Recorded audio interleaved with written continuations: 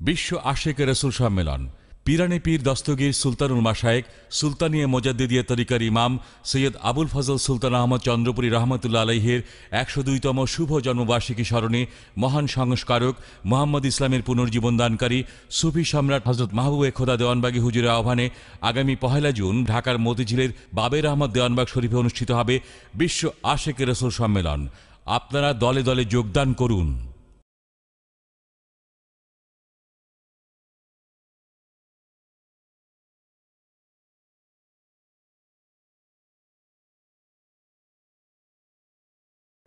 সম্মানিত দর্শক শ্রোতা মণ্ডলী, আসসালামু আলাইকুম ওয়া রাহমাতুল্লাহি ওয়া বারাকাতুহু।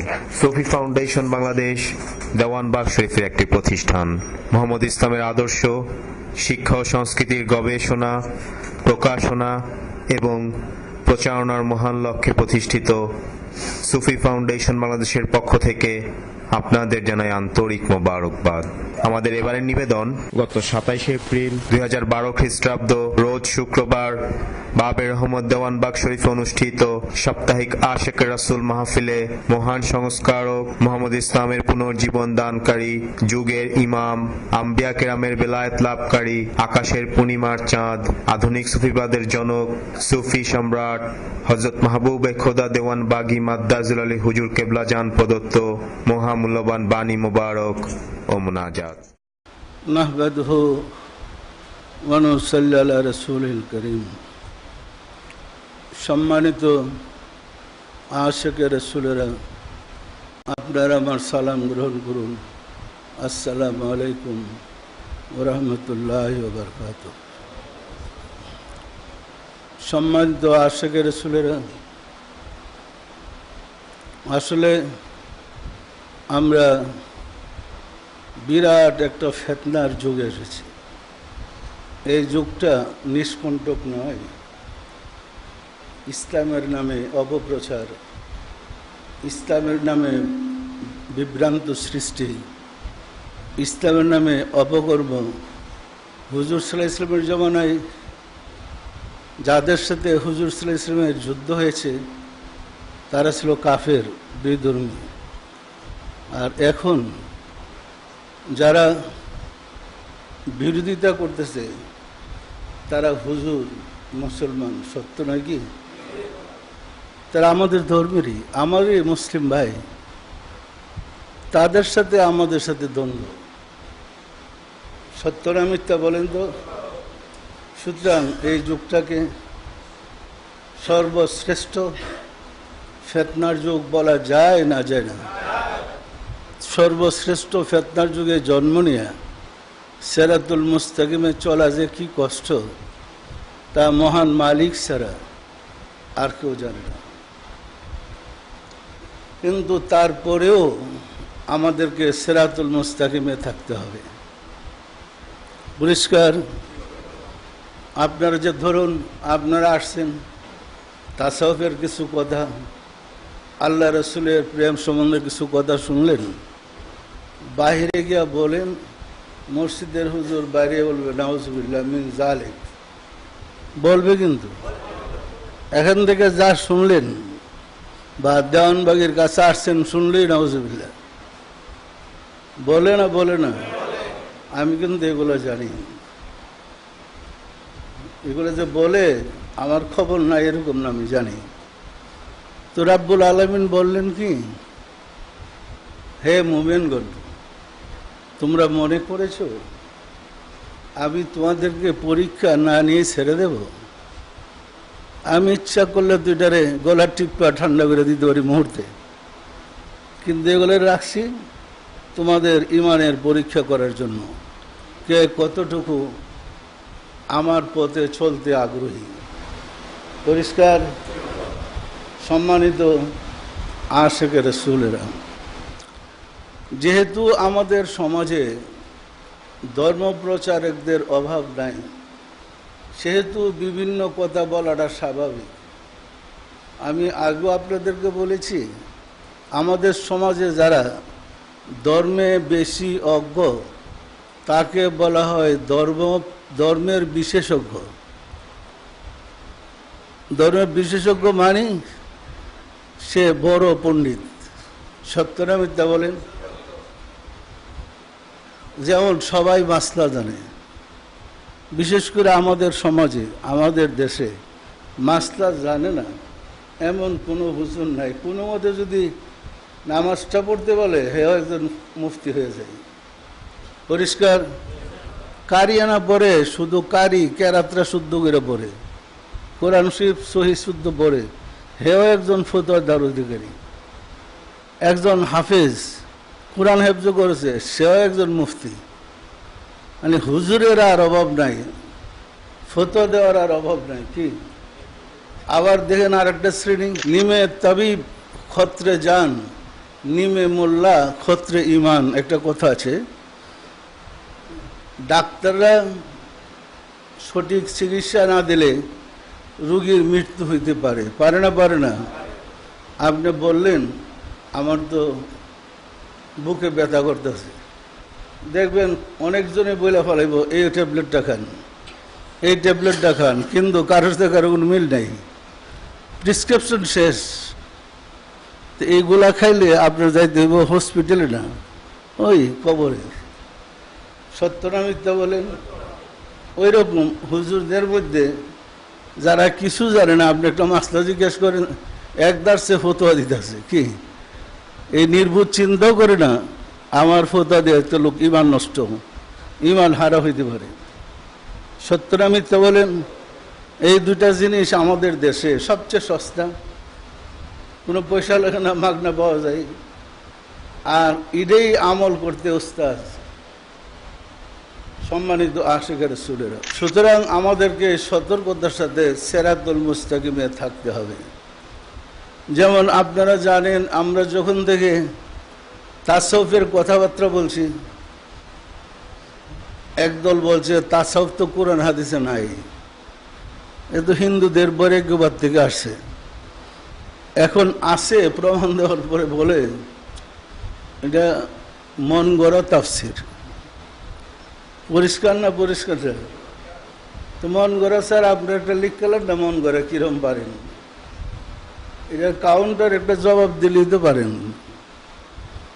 সম্মানিত আশিকের রাসূলেরা, সুতরাং এই রাস্তাটা বড় পিচ্ছল, বড় কঠিন, হুঁচট খাওয়ার ভয়, স্লিপ কেটে পড়ে যাওয়ার ভয়। কারণ সবচেয়ে বেশি ক্ষতি করে মানুষ শয়তান। মানুষ শয়তানই বেশি প্ররোচিত করে। আর শয়তানকে সিরার লক্ষণ দেখতে তো টুপি টাপি পরে বিশ্বস্ত না হইলে শয়তানি তো করতে পারবো না। কি শয়তানি করতে হলে শয়তানের একটা লেবাস লাগে। চুরের লেবাসে চুর কোনোদিনে চুরি করতে পারবো না, তাকে শয়তানের লেবাস দিতে হবে, তখন তার পক্ষে জুতা চুরি করা সহজ। পরিষ্কার না? পরিষ্কার না? ধোঁকা দেওয়া সহজ। সম্মানিত আশিকের রাসূলেরা, যেহেতু আমরা দীর্ঘদিন পরে আল্লাহ আল্লাহ রাসূলের ধর্মের স্বাদ পেয়েছি, আমরা চাচ্ছি প্রতিটা আশিকের রাসূল, প্রতিটা মুসলমান যেন আগ্রহের সাথে রাসূলকে ভালোবেসে প্রকৃত আশিকের রাসূল হয়। আশিকের রাসূলের মর্তবা মর্যাদা শান সবচেয়ে বেশি, বেশি না কম? রাসূলকে ভালোবাসার নাম ঈমান। যে রাসূলকে ভালোবাসে নাই তার ঈমানের কোনো দরকারও নেই। সম্মানিত আশিকের রাসূলেরা, পবিত্র কোরআনে স্পষ্ট আল্লাহ যে কথাটা বলছেন, হে রাসূল আপনি অবিশ্বাসী কাফিরদেরকে জিজ্ঞাসা করেন আসমান জমিনের সৃষ্টিকর্তা কে, দেখেন তারাও বলবে আল্লাহ। কাফেররা আল্লাহকে স্বীকার করে, আল্লাহকে স্বীকার করলে মুসলমান হয় না, যতক্ষণ না রাসূলকে স্বীকার করবে। পরিষ্কার? রাসূলকে স্বীকার না করলে সে ইমানদার হবে না। পরিষ্কার অনেক জায়গা করে না আয়াত আছে, হে রাসূল আপনি কাফেরদেরকে জিজ্ঞেস করে চন্দ্র সূর্য কে সৃষ্টি করেছে, দেখবেন তারা জবাব দিচ্ছে আল্লাহ। তো হেরা তো আল্লাহকে মানেই, শুধু মানে না রাসূলকে। যারা রাসূলকে মানে হেদের সব যন্ত্রণার কারণ। পরিষ্কার? আমরা কি আশা করতাম কোনোদিন রাসূলের উম্মত হয়ে ১৫০০ বছর পরে আমরা মসজিদে চ্যানেলে ভাষণ দিয়ে বলবো রাসূল মাটিতে মিশে গেছে, রাসূল মাটির বানানো? এটা আমরা বলবো? যারা বলে লেবাসটা কিন্তু তাদের হুজুরেরই, আউযুবিল্লাহ বিসমিল্লাহ পড়েই বলা শুরু করে। কিন্তু শয়তান যদি আউযুবিল্লাহ পড়ে, শয়তান কি তার কাছ থেকে বেঁচে দিব? যে নিজেই শয়তান, সে আউযুবিল্লাহ পড়লে শয়তান কি ভাগবো? জীবনও ভাগবো না। কিন্তু তার কর্ম সে করবেই। রাসূলের সামনে মানে কটাক্ষ করতে এদের কোনো চিন্তা ভাবনা নাই। সম্মানিত আশিকে রাসূলেরা, একবার আমার নামে প্রথম একবার রব উঠছিল যে দেওয়ানবাগি আল্লাহতে শুধু রাসূলের কথা বলে। আপনারা জানেন কিনা আমি জানি না। প্রচার হয়েছিল হুজুরদের মহলে, দেওয়ানবাগি আল্লাহরে বাদ দিয়া রাসূলের কথা বলে। তা আমি যে মানুষের সবক দেই, এটা কি বলি? এটা আল্লাহ বাদ, রাসূল রাসূল জব কি হবে? দেখেন এগুলা কি পাজি, মানে ফতোয়া শুরু গেছে। দেওয়ানবাগি আল্লাহরে বাদ দিয়া রাসূল রাসূল জবে। এখন আমি যদি বলি আল্লাহই তো রাসূল রাসূল জপতেছে, যে আল্লাহ কুল কায়নাত সৃষ্টি করলেন উনি তো রাসূল রাসূল জপতেছে, উনি একলা না, সাথে আবার তার ফেরেশতা কুল লয়ে বসে জপতি আছে কি এক মুহূর্ত অপশন নেই। কি আল্লাহ কি খারাপ হয়ে গেল? সুতরাং যারা রাসূলকে ভালোবেসেছে তাদের রাস্তা সিরাতুল মুস্তাকিম, আর যারা রাসূলকে নিয়ে সমালোচনা করে আমি জানি না তাদের স্থান কোথায় হবে। তাদের স্থান তারাই ঠিক করে নেবে, কোথায় গিয়ে তারা শান্তিতে থাকবে। কি বলেন? সম্মানিত আশিকে রাসূলেরা, একটা শ্রেণী মিলাদের পরম বিরোধী, রাসূলের মিলাদের বিপরীত, যে আপনারা গান বাজনা করতেছে দোষের কিছু নাই, নাচানাচি করতেছে কোনো প্রতিবাদ নাই। আপনি গেছেন মিলাদ পড়তে, মসজিদে হুর হুর করে বেরিয়া দিলে হামলা করে মিলাদ বন্ধ। তাহলে গান বাজনা, নাচ গান বাজনার চেয়েও রাসূলের প্রশংসা খারাপ? মিলাদে কার প্রশংসা করা হয়? তো রাসূলের প্রশংসা খারাপ? এই কাজটা তো খারাপ হলে আল্লাহ নিজেই রাসূলের প্রশংসা করতেছে, আল্লাহ করতেছে, ফেরেশতারা করতেছে, আমাদেরকে বলছে হে মুমিনগণ তোমরাও করো। এখন আমরা কি হেদের কথায় রাসূলের প্রশংসা ছেড়ে দেব? সারা সম্ভব? হেরা বলে রাসূল মাটির তৈরি, কোন জায়গার মাটি দিয়ে রাসূলকে বানাইছিল? আমরা দেখেছি কোরআনের তাফসিরে আদম আলাইহিস সালামকে হেরেম শরীফের মাটি দিয়া তৈরি করছিলেন। মক্কা এবং তায়েফের মধ্যবর্তী স্থানে হেরেম শরীফের মাটি দিয়ে আদমকে বানাইছেন।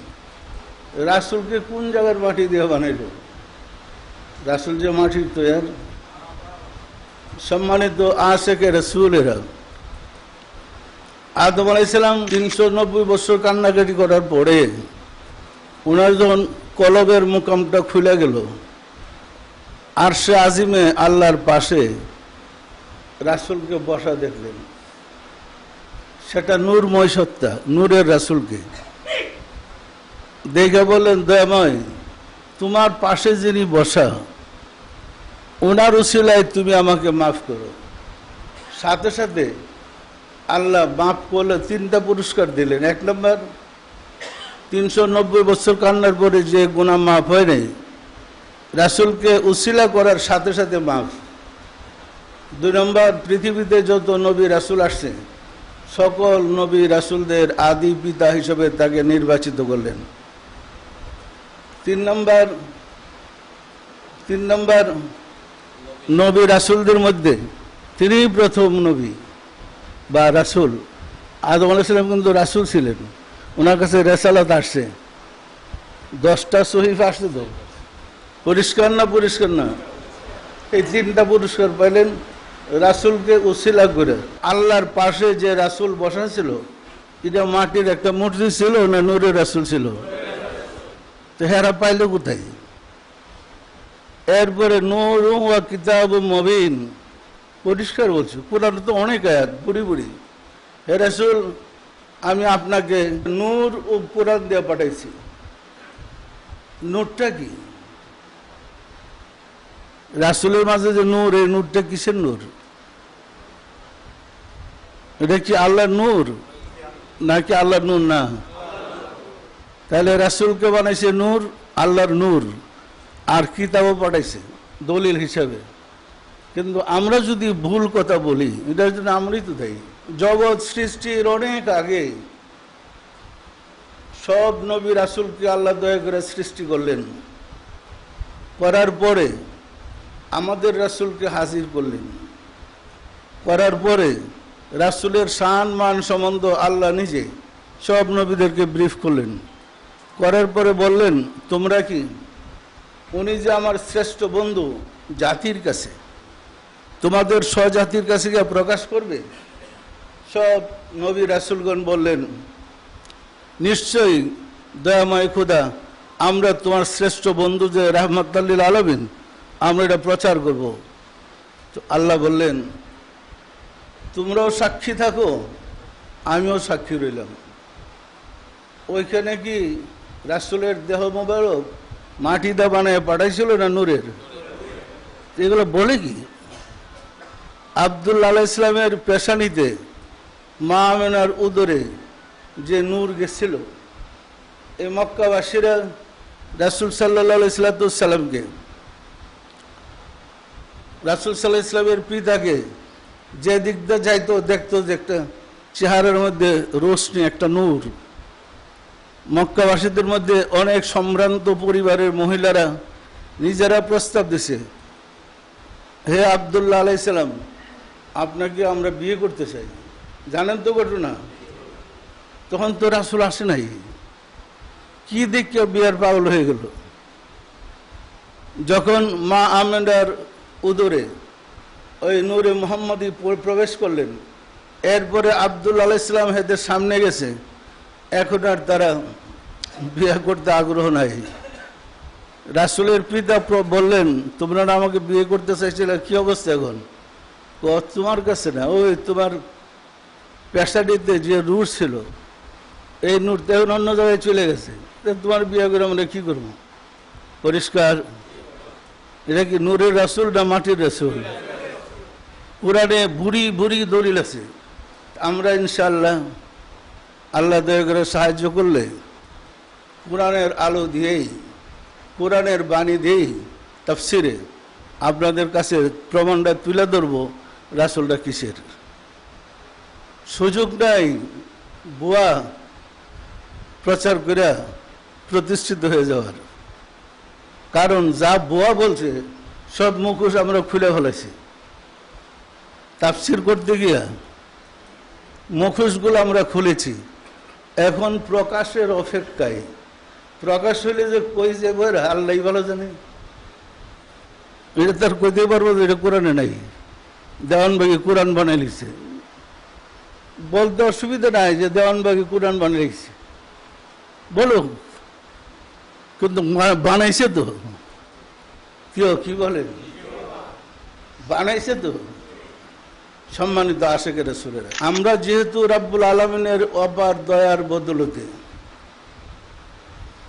রাসূলের ধর্মটা পেয়েছি, পাইছি না পাই নাই, এখন আমাদের ত্যাগ স্বীকার করতে হবে।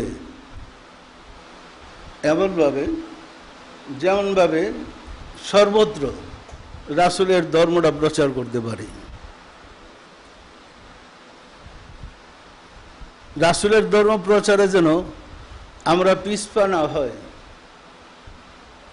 আমার জানা মতে, যতটুকু জানি, কোনো কোনো জায়গায় একটু বাধা বুধা দেয়, কিন্তু পরে টিকতে পারে না।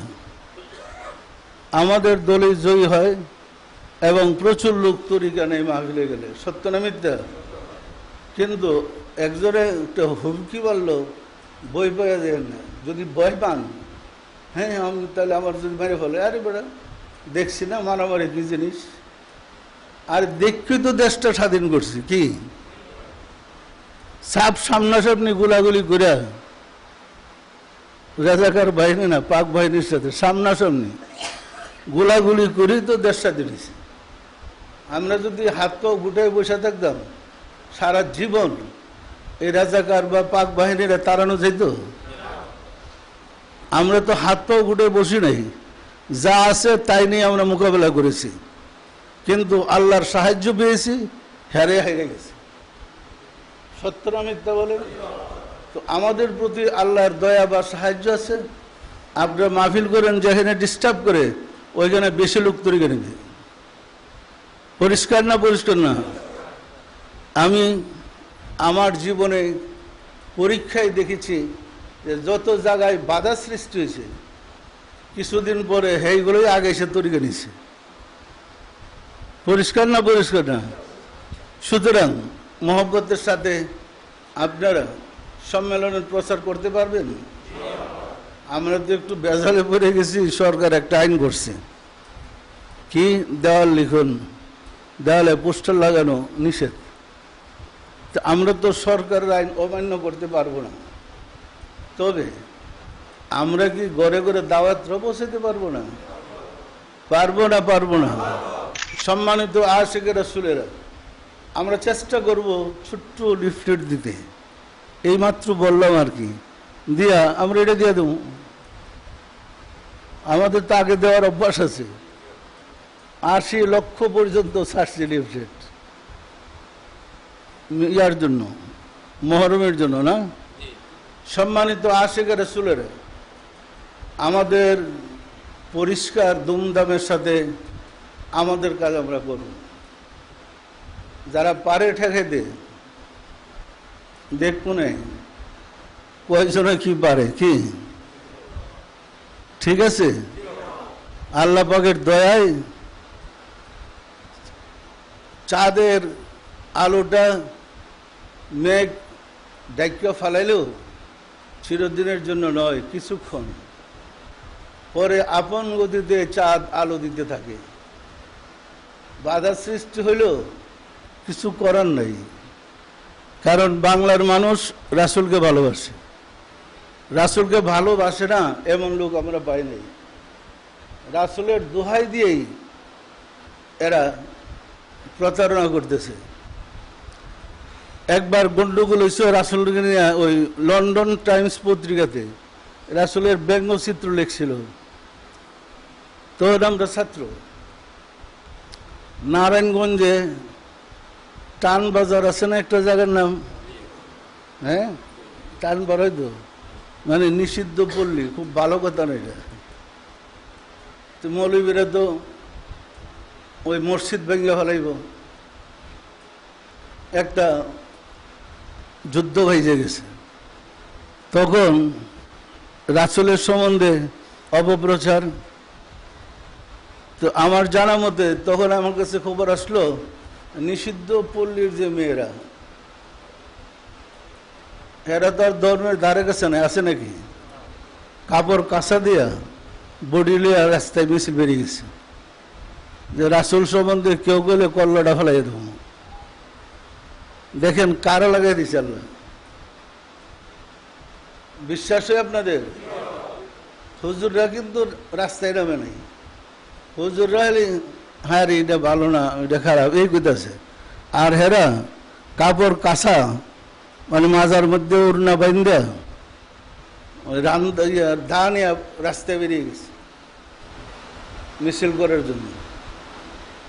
এরা নিষিদ্ধ পল্লীর মানুষ, হেরাও তো রাসূলের জন্য জান দিতে চাই। পরিষ্কার না পরিষ্কার না? সম্মানিত আশিক রাসূলেরা, আল্লাহ দয়া করে আমাদেরকে তার হাবিবের কথা বলার সুযোগ করে দিছেন। আমরা কি বলবো না? আমরা কি হেদের ভয়ে দরজা আটকে বসে থাকবো? জন্মজন নিয়েছি, মৃত্যু স্বীকার করে আসছি। ওই গিয়া দেখেন আল্লাহর দপ্তরে স্বাক্ষর করা আছে এত বছর আমি বেঁচে থাকবো। এরপর আমার বিদায়। যাইতে তো আমার হবেই, তো রাসূলের সত্য প্রকাশ করে যাই, অসুবিধা কোথায়? এই যে এত বছর যাবৎ আমরা আশিক রাসূলের প্রোগ্রাম করতেছি, এত হামলা, এত মামলা, এত কেস, আমরা কোনো সময় বেজার দেখছেন? দেখছেন? 99 সালে যারা ছিলেন, আমি ওই আসলে একজন হারি বইয়ের ছুটে, তা আমি নিচে গিয়া হাসতে হাসতে মাইকতে ভাষণ দিতাম। মনে আছে আপনাদের? ওই আমার তো ভয় লাগে না। আমরা তো মৃত্যু স্বীকার করি না। যতক্ষণ বেঁচে থাকি রাসূলের জন্যই বাঁচব, যখন মরি রাসূলকে নিয়েই মরব। পরিষ্কার না? পরিষ্কার না?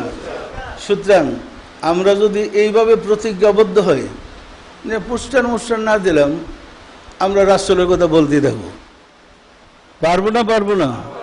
সম্ভব। কিন্তু এমন অফিস কম যে অফিসে আপনারা নাই, আমাদের জাকের ভাইয়েরা নাই, এমন অফিস কম, খুঁজলে পাওয়া কঠিন। তো সবাই যদি আমরা শুরু করি, রাস্তায় নেমে আমরা প্রচার করবই। কোনো সমস্যা আছে? কোনো অসুবিধা আছে? নামাজ রোজা করে যে বেহেশতে যাবো এই আশা ভরসা করি না। কারণ হুজুরি দিলে নামাজ না হইলে, এই নামাজ আল্লাহ রাসূলের বিধানে শাস্তির যোগ্য। ওই নামাজ আমরা পড়তে পারি না, আমরা জানিও না, চেষ্টা করতেছি পড়ার জন্য। কিন্তু যখন রাসূলকে ভালোবাসার নাম ঈমান, এই ঈমানদারটা তো আমরা হবই। রাসূলকে ভালোবাসার নাম ঈমান, তাহলে এই ঈমানটা রক্ষা করার জন্য আমরা তো চেষ্টা করবই। আমি যখন আমার মুর্শিদের দরবারে ছিলাম, আমার মনে আছে তো আমার তো ফায়েজ বাতি দিতে তো আমারই বেশি, মানে সারাদিন অন্য কাজ করে ক্লান্ত হয়ে পড়তাম, তারপরে বাবা যাবে ফায়েজ বাতান। জোহরের ফায়েজ বাতাইতেছি, তো ফায়েজের মধ্যে শুরু করছি। আমার যত নালিশ, মুর্শিদের কাছে যত কথা বলার, আমি ফায়েজই বলতাম। ফায়েজ বাতাইতেছি কি আর মুর্শিদের বলতেছি কি? বলতে গিয়ে সে বলতেছিল, মুর্শিদ আপনি নুরুল আসরা কিতাবে লেখছেন মুরিদের ঈমান মুর্শিদের কালবে। বলে আমি বলতেছি, বাবা যান, আপনার কাছে আমার বিশেষ অনুরোধ, এই মহামূল্যবান ঈমানটা আমাকে দিয়েন না। এটার মূল্য এত বেশি, সাহাবারা জীবন দিয়ে লাইছে ঈমানটা রক্ষা করতে। আমার তো মূল্য নাই, এটা তো যে কোনো সময় হারাই ফেলাইব। এই ঈমানটা আপনার কাছে জমা থাক, আমাকে দেন, আপনার কথা বলি, রাসূলের কথা বলি। যখন আমি পরপরে যাত্রা করব, আমার জন্য আর কোনো সম্পদ থাকবে না, তখন ওই ঈমানটা দিয়ে সাহায্য করেন। এখন তো আমার ঈমানের দরকার নাই, ঈমানের বোঝাবি বয়ে লাভ কি? পরিষ্কার? এই ঈমানের বোঝাবো বড় কঠিন। এই মূল্যবান ঈমানটা লইয়া কোন দিক দিয়ে পকেট পেটে লইয়া যায়, কে কোন দিক দিয়ে খেয়ে ফেলাই, সমস্যা আছে না নাই? বললাম, ফায়েজ বাতানোর পরে গেলাম, যে বাবা যান কান্দাছে। এই কথাগুলো যে বলছি, এত আবেগে বলছি, বাবা ফায়েজে হুজুরের বসে কান্দাছে। পরিষ্কার না? পরিষ্কার না? সুতরাং আমরা ঈমান জমা থাক আল্লাহর কাছে, আগে কাজ করে যাই, রাসূলের কাছে ঈমানটারে ছেড়ে দিয়ে আমরা সামনে আগাই, দেখা যাক কি আছে। কি বলেন?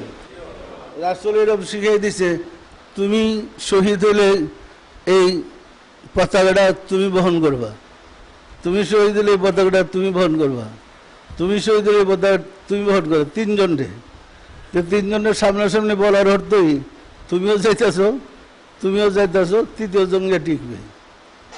কিন্তু এরা তো একটু ভয় পায় নাই, লাফাই যাইতেছে যুদ্ধ করতে। গেছে না যায় নাই? সম্মানিত আশিক রাসূলেরা, আমরা কিন্তু এরকম যুদ্ধে পড়ি নাই, এরকম সামনাসামনি আমাদের সাথে যুদ্ধ বাজে নাই। আর আমাদের কিছু দোষ আছে জাকের ভাইদের। দোষটা হলো তিলের তাল বানায় এসে আমার কাছে বলে, বাবা জিহাদ করেছি। কি জিহাদ? ওই একবার একটা গালি দিছিল, তারপরে তা আমি এটা জব দিছি, এটা জিহাদ হলো? আমি বললাম, এটা নাকটা ফাটাই এসে বলতে ফাটাই লিখছি, এটা কোনো জিহাদ হয়? কেউ এর নাম জিহাদ? সম্মানিত আশিকের রাসূলেরা, ধর্মের জন্য আমার যা প্রয়োজন তা তো আমি করবই। সুতরাং মহব্বতের সাথে বিশ্ব আশিকের রাসূল সম্মেলনের জন্য আপনারা এগিয়ে যান। ইদানিং আমাদের তো অনেক মাহফিল হইতেছে, কোনো কোনো মাহফিলে ওরা চেষ্টা করে হুজুররা ডিস্টার্ব করার জন্য, তো পারে না। আর যেখানে আগে গিয়ে পেসবুস লাগাই দিয়ে আসে ওইটা ভিন্ন কথা, কিন্তু পারে না আমাদের দলই মাহফিল করে বিজয় হয়ে আসে। সুতরাং আপনাদের প্রতি আমার পরামর্শ হইল এই, যারা যেখানে মাহফিল দিবেন আগে সতর্ক থাকবেন, পারমিশন নিয়ে আসবেন। ওই এলাকার এমপি যারা আছে এদের সভাপতি রাখেন, অথবা প্রভাবশালী যে ব্যক্তি আছে তাকে সভাপতি রাখেন, এদের বসাই কি আপনারা মাহফিল করেন। দরকার আছে না নাই? কৌশল অবলম্বন করার প্রয়োজন আছে না নাই? আর পারমিশন লইয়া নেবেন, মাহফিল করেন। সুতরাং রাসূলের কথা বললে সবাই খুশি হয়েই আশিকের রাসূল মাহফিলে সভাপতিত্ব করতে চায়, সত্য না মিথ্যা? সুতরাং কৌশল করে আপনার কাজ করেন, আমরা কৌশলে আগে যাব। সম্মানিত আশিকের রাসূলেরা, আমাকে কে জানে বলতেছিল বিশ্ব আশিকের রাসূল এসে পড়তেছে, এখনো গরম ফায়েসটা আসতেছে না। বুঝলেন নাই? মানে আশিকের রাসূলের গরম